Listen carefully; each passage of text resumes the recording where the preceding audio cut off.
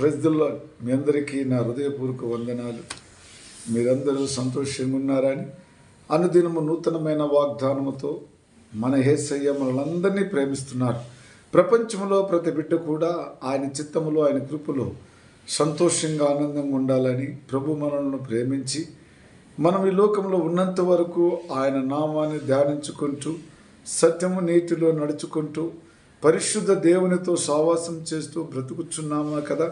అయితే మనల్ని ప్రేమించిన మన గొప్ప దేవుడు మరి కలువరి ప్రేమ ద్వారా అనుదినము నూతనమైన వాగ్దానము యూట్యూబ్ ద్వారా, వాట్సాప్ ద్వారా అనేకమైన మరి ప్రభు చిత్తములో, ప్రభు కృపలో మనకు ఆయన వాగ్దానములను మనకిచ్చి సహాయం చేసి మరి మన కుటుంబంలో ఆశీర్వదింపు దీవించబడాలని, ఏ కుటుంబంలో ఇబ్బందులు బాధలు ఉన్నప్పటికీ కూడా ఆయన మాటలు విని గమనించుకున్నప్పుడు ఆయన మన హృదయంలో మాట్లాడి మన ఇబ్బందులు, కష్టాలు అన్నీ కూడా తీర్చే దేవుడే కదా.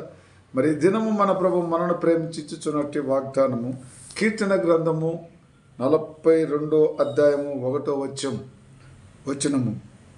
దుప్పి నీటి వాగుల కొరకు ఆశపడినట్లు దేవా నీ కొరకు నా ప్రాణము ఆశపడుచున్నది.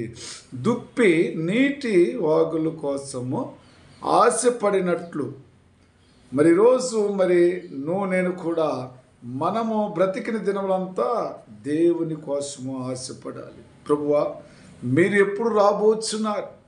నా ఆత్మలో తండ్రి మీరు ఉంటున్నందుకు స్తోత్రం. ఇది మీరు వచ్చేంత వరకు మీకోసమే కనిపెట్టుకొని బ్రతికే వరగా మాకు సహాయం చేయమని, నా ప్రాణమా నన్ను ప్రేమిస్తున్న గొప్ప దేవుణ్ణి స్తుతించు. ఆయనే నా జీవం గల దేవుడు, ఆయనే నా రక్షణకర్త, ఆయనే నా సమాధాన తండ్రి అని నువ్వు ఆశ పెట్టుకొని దేవుని కోసమే నువ్వు బ్రతకాలి. కానీ ఏదో విధంగా మనము ఉండటానికి వీలు లేదు కదా. మరి దుప్పి ఏ విధంగా అయితే నీటి వాగు కోసం చూచినాదో, యేసయ్య కోసం ఎప్పుడు వస్తాడు, ఏ సమయం వస్తాడని చెప్పి మన ప్రాణము, మన ఆత్మ ఆయనను గురించి ఎప్పుడు ఆశపడి ఉండాలని వాక్యం చదివిస్తున్నది.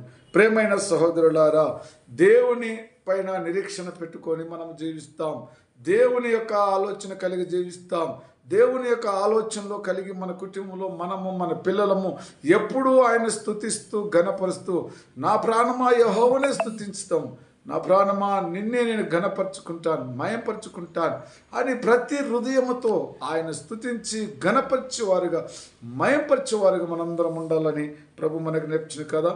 అందుకే నా ప్రాణమా నాలో నువ్వు ఎలా కృంగి ఉన్నావు, యెహోవానే స్తుతించు, యెహోవానే ఘనపరచు, యెహోవానే మయంపరచు.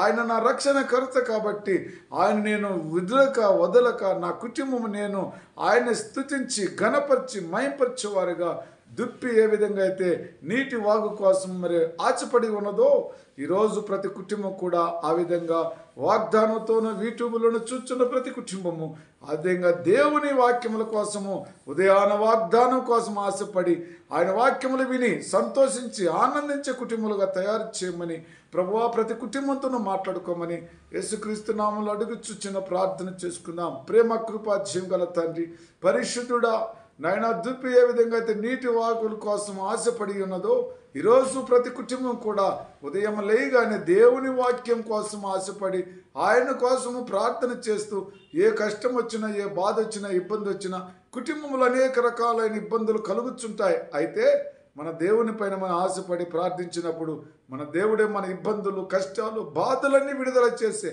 ఆ గొప్ప దేవుడు ఈరోజు నీతో నాతో మాట్లాడుచున్నాడు. మరి కుటుంబంలో ప్రతి కుటుంబం కూడా ఆశీర్వదించి దీవించమని యేసుక్రీస్తు నామములో ప్రార్థిస్తున్నాను తండ్రి. ఆమేన్. Praise the Lord. God bless you.